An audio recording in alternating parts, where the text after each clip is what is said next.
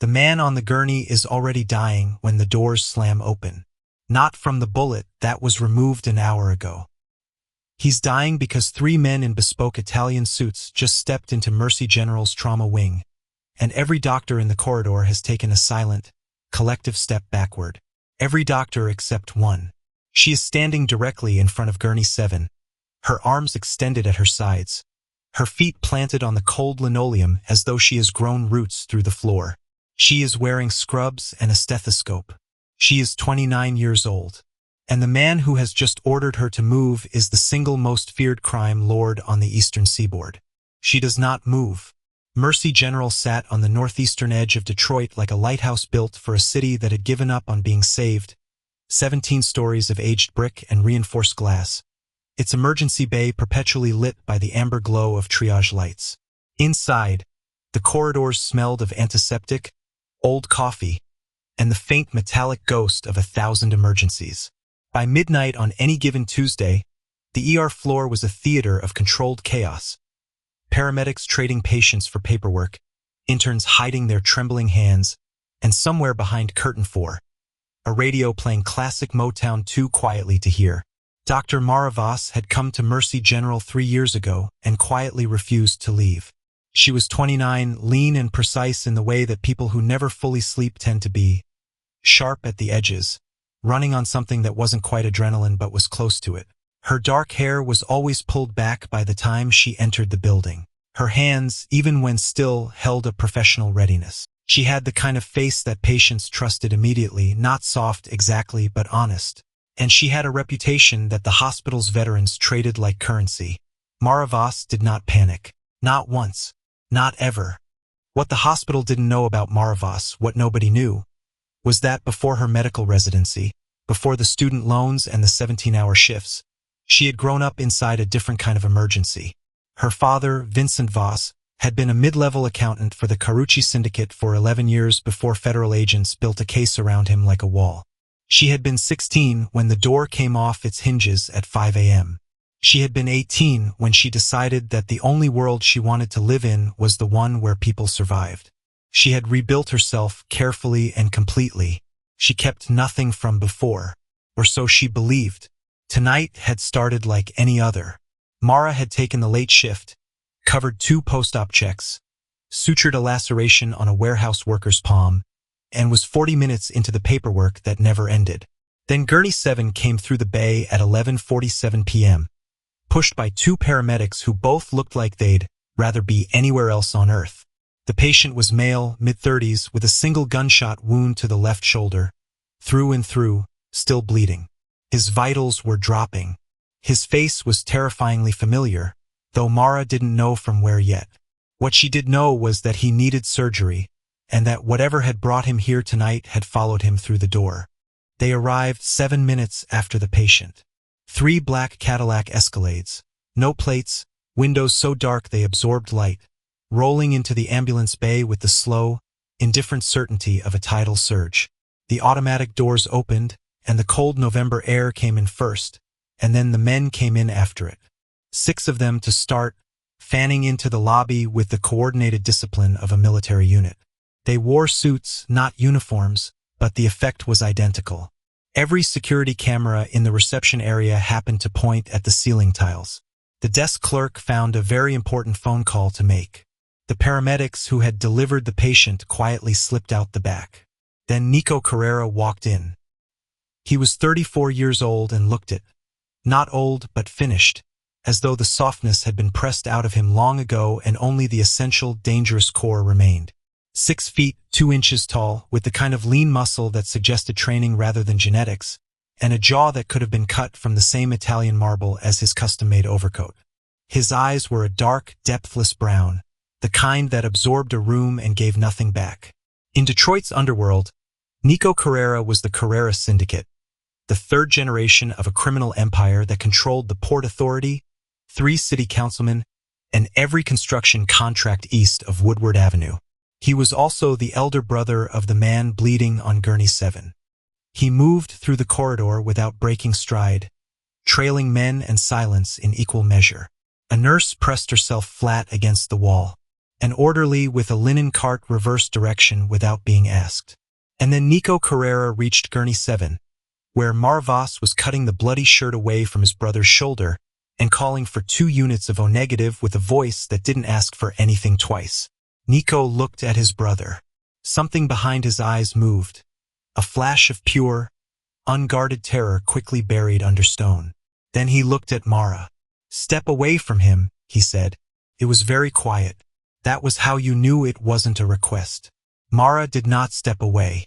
She pressed a sterile gauze pack against the entry wound with both hands and looked up at Nico Carrera with the expression of a person who has been awake for 14 hours and has absolutely no bandwidth for additional problems. "I don't know who you are," she said. "And I don't need to. Your friend has a through and through with a compromised subclavian artery.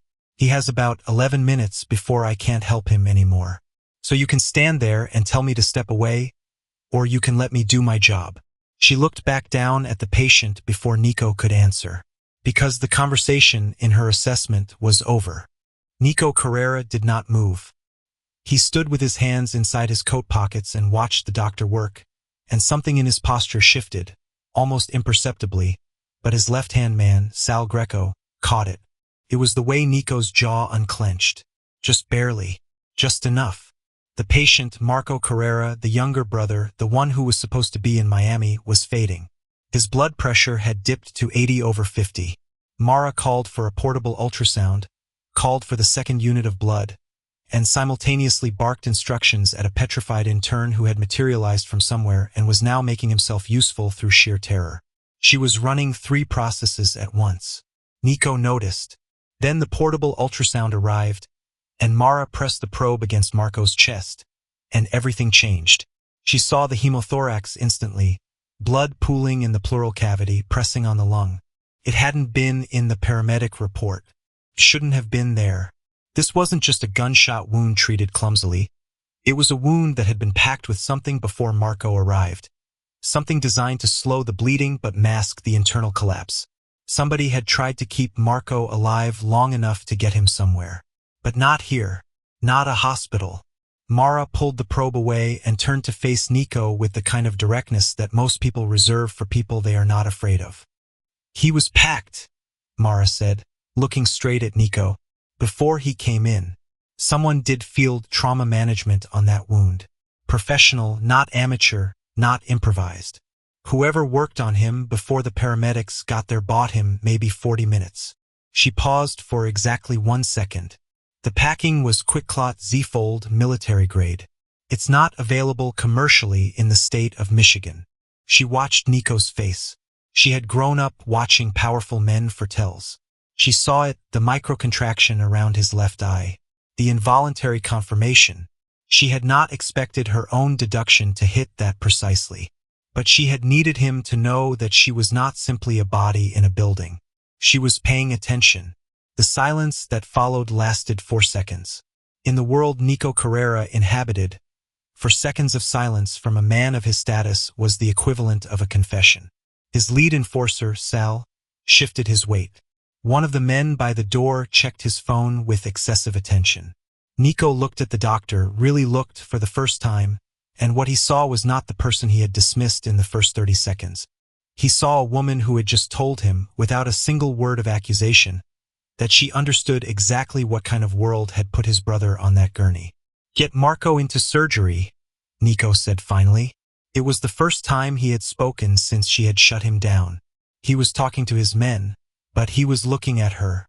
They moved Marco to operating room 3 within 6 minutes, a record for the trauma wing. Mara scrubbed in, and for the next 92 minutes she worked in silence broken only by equipment readings and her own precise instructions.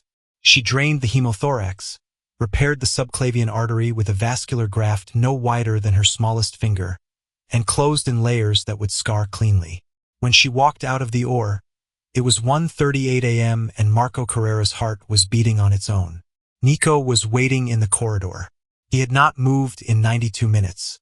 She could tell by the print his shoulder had left against the wall. "He's stable," Mara said, stopping 6 feet from Nico. "He'll need 4 to 6 weeks of recovery. He should not leave this hospital for at least 72 hours. Nico stepped away from the wall. He'll be gone in 12. Mara stared at him. He will tear the graft if he moves too soon. I don't care what your reasons are for wanting him out of here. My reasons, Nico said, his voice dropping, are that by 6 a.m., the people who shot my brother will know he survived, and they will come back. This hospital has 43 cameras and 11 exits. I've already counted. He looked at her steadily. Can you guarantee his safety if he stays? She could not, and they both knew it. There was something worse than the admission. After she made it, Nico told her something she wasn't supposed to know. Sitting in the corridor's 2 plastic chairs, the absurdity of which was not lost on either of them. He explained that the shooting had not been random. Marko had been targeted as leverage in a territorial dispute with the Varga family, a Serbian outfit that had moved into the pharmaceutical distribution lanes along the I-75 corridor. The Vargas had taken something from Nico, a ledger, containing names of Port Authority contacts paid to look away from the Carrera shipments. If that ledger reached federal prosecutors, 23 people went to prison, Nico included, and the man who had photographed every page of it was currently in a bed 2 floors up, under the name Gerald Hoffman. Why are you telling me this? Mara asked. Because Gerald Hoffman is your patient, Nico said. He was admitted 2 days ago with kidney failure. He is not Gerald Hoffman. He is Peter Varga. And the man in the bed next to him, currently sedated, is his courier. Mara went very still. She remembered admitting the man listed as Hoffman, 61, arrived with a nephew who hadn't spoken much, paid cash, and had a sealed envelope in his jacket that he'd asked her to keep at the nurse's station. She had assumed it was a living will directive. It was not a living will directive. She understood in that moment, with absolute crystalline clarity, that she had been in the middle of this war for 48 hours without knowing it. She stood up and walked directly to the nurse's station. She asked for the sealed envelope. The overnight clerk, a young woman named Dana, who asked no questions because she had learned that questions were how people got into things, retrieved it from the secure locker. Mara stood at the counter and did not open it. Whatever is inside this, she said, holding it in both hands, not looking at Nico, who had followed at a distance, makes me a material witness to a federal investigation. You understand that? Yes, Nico said from 10 feet away. Then why are you standing in my hospital at 2 a.m. telling me about it? Nico looked at her for a long moment. Because the people coming for that envelope don't know what you look like yet. I'd like to keep it that way. It was 2:14 a.m. when the hospital's East Service entrance camera went dark. Sal Greco noticed it on his phone. He had the hospital's external camera feeds running through a diverted signal, which was either very impressive or very illegal, and possibly both. He crossed the lobby at a controlled pace and told Nico quietly. Nico's expression did not change, but his hand moved inside his coat. How many? Sal shook his head. Camera's dark. Could be maintenance. It's not maintenance. Nico turned to look at Mara, and for the first time all night, she saw something in his eyes that was not arrogance or calculation or cold assessment. It was urgent. Is there a second stairwell on this floor? He asked. Yes, Mara said. Follow me. She moved through the hospital's back corridors with a speed and certainty that told Nico she had mapped this building the way he mapped every building he operated in, not consciously, but reflexively, as survival instinct made physical.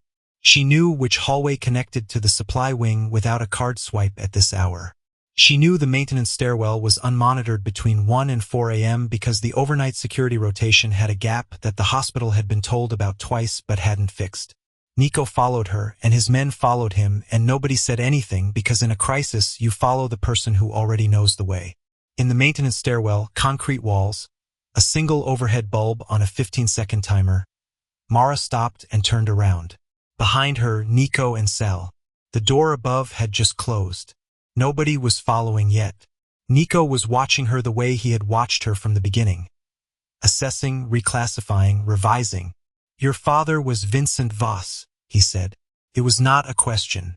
Mara did not answer immediately. She let the overhead light click off.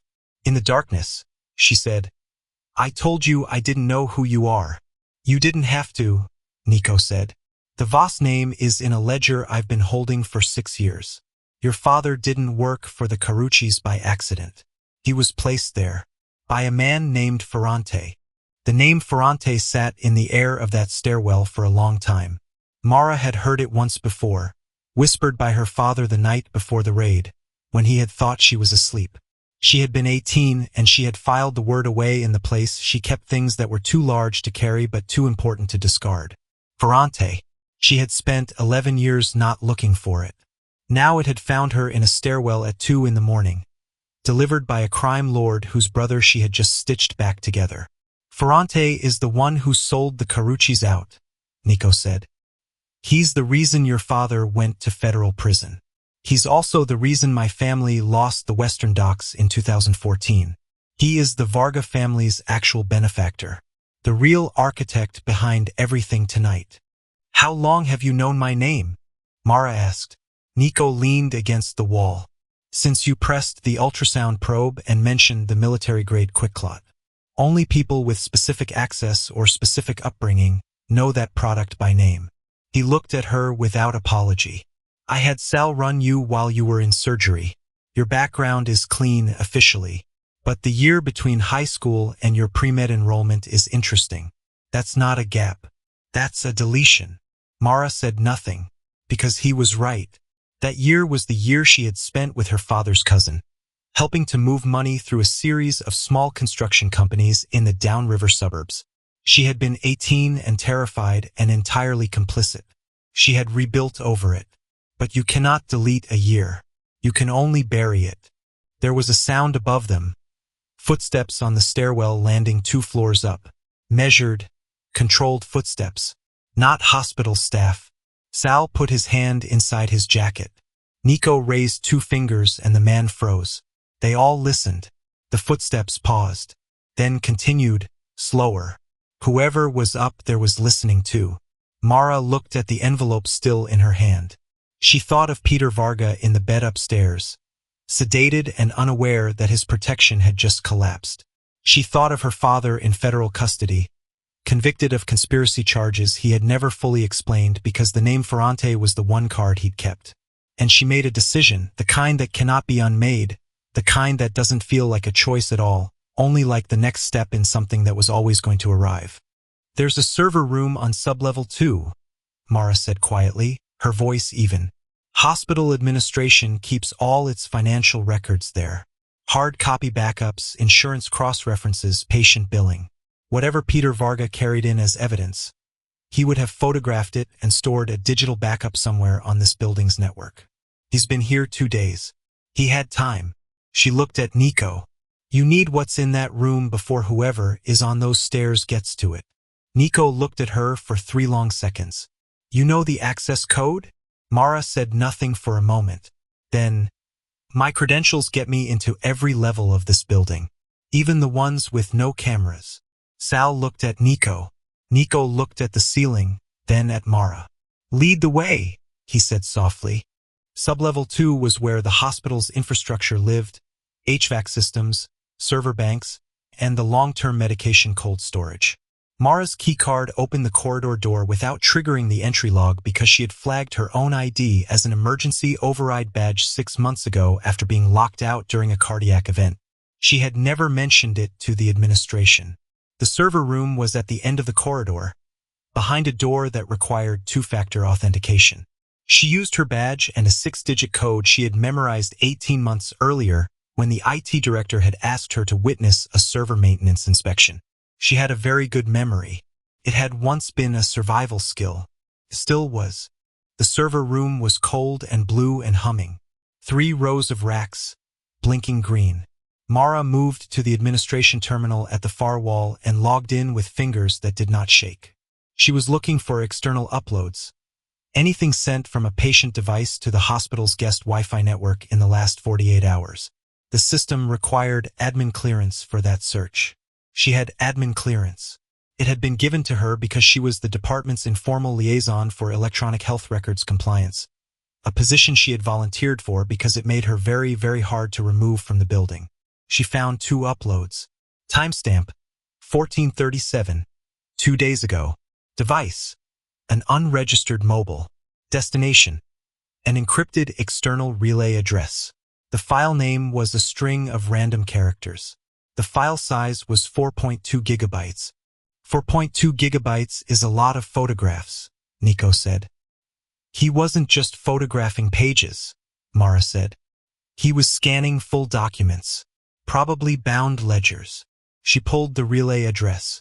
It was a server farm in Bulgaria, outside U.S. jurisdiction, configured for automatic forwarding. Whoever was supposed to receive this hadn't retrieved it yet. The transmission window was open, but it had an automatic completion timer. 47 minutes from now, it would push automatically to the final recipient. Nico looked at the clock on the wall. 2:31 a.m. Can you intercept it? I can corrupt the upload file, Mara said. Make it unreadable on arrival. But the moment I touch it, the system will flag the interference and whoever is monitoring that relay will know their asset was compromised. She paused. It will also tell them exactly where the interference came from. The door to the server room blew open. Not the one they had entered through, the emergency exit at the room's far end, which Mara had not flagged as an entry point because it required a physical key and she had assumed nobody carried physical keys anymore. She had been wrong. 2 men in black tactical gear came through the door in quick succession. They were not Varga soldiers. Their gear was too precise, their movement too trained. Private contractors. The first one swept the room with a suppressed weapon. Sal Greco was faster. 2 sharp reports, controlled, professional, and the first contractor went down behind the server rack. The second dropped to a crouch and Nico moved, and the room became a narrow, violent 3-second calculation in the space between server racks. Mara stayed at the terminal. This was a choice, not a reflex. While Nico and Sal worked the room, she kept both hands on the keyboard and she corrupted the upload file. She did it in 4 commands, 3 to flag the data blocks as damaged, 1 to spoof the error code as a routine storage fault rather than an intrusion. It took 41 seconds. The second contractor was neutralized in 38. She finished before Nico stood back up. When he did stand up, breathing hard, he looked at the terminal, then at her. The upload corruption confirmation was blinking on the screen. She had stayed at the keyboard through a firefight, because the keyboard was the objective, because she understood, from years of emergency medicine, that you do not abandon the patient when someone starts shooting. Nico looked at her for a long moment. Then he crossed the room and stood in front of the terminal. On the screen, file transfer corrupted, storage fault logged, automatic resend, disabled. He read it twice. They have nothing, Mara said. When their relay server reports a storage fault instead of an intrusion, their monitor will run diagnostics for the next 6 to 8 hours before escalating. By then I'll have moved every name in that ledger, Nico finished. He looked at her. You did that in 40 seconds. 39, she corrected, and pushed her chair back.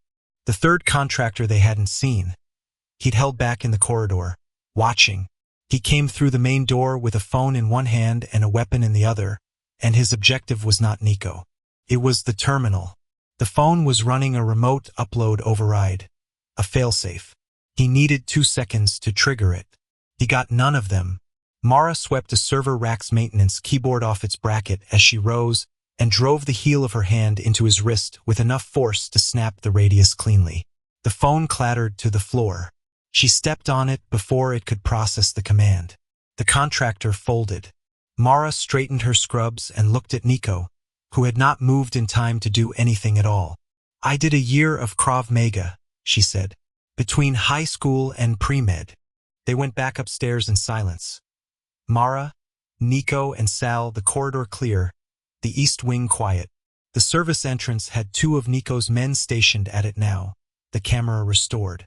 Whatever had sent the contractors had not sent more. Mara checked on Nico Carrera in post-op at 3:04 a.m. His vitals were stable. He was sleeping with the deep, oblivious calm of a body that has successfully survived itself. She stood at the foot of his bed and did the thing she always did after surgery. She simply looked at the patient and confirmed, silently, that she had done everything she could. Behind her, in the doorway, Nico watched. He did not speak. He had learned in the last 4 hours when not to. In the corridor, Nico told her about Ferrante. The full version, not the summary, the real accounting. How Ferrante had used 3 different intermediaries to place assets inside multiple crime families in the mid-2000s. Accountants, lawyers, a warehouse supervisor, and one accountant's daughter who had no idea her father's position had been engineered. The Voss placement had been designed to give Ferrante leverage over the Caruccis without ever appearing to be connected to them. When the Caruccis became inconvenient, Ferrante had triggered the federal raid. Her father had been a pawn. The prosecution of Vincent Voss had served one person, the man who was currently living under a diplomatic cover in Belgrade, 300 meters from the Bulgarian server farm that had just failed to receive its upload. "He's not a ghost," Nico said. "He's just been comfortable." Mara looked out the window at the end of the corridor. Detroit at 3:30 a.m., the city's dark hours, when the streets belonged entirely to the people who lived in the margins. She had spent 11 years building a life inside the light, degrees, licenses, hospital credentials, a name with no criminal record attached.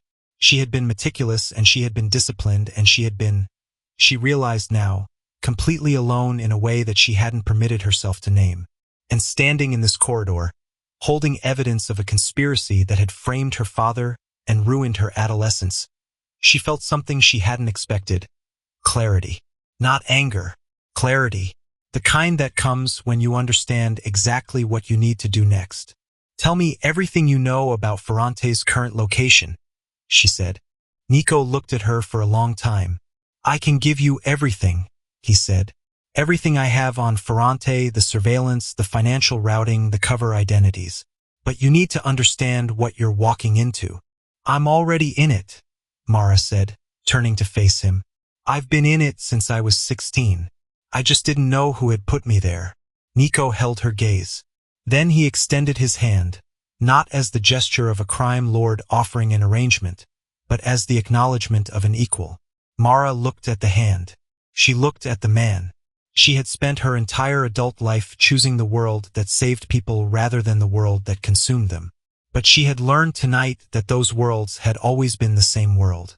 She had just been standing in a different part of it. She shook his hand. 6 weeks later, Nico Carrera was discharged from Mercy General on a Tuesday morning. He walked out under his own power, which Mara had told Nico was the condition for him leaving at all.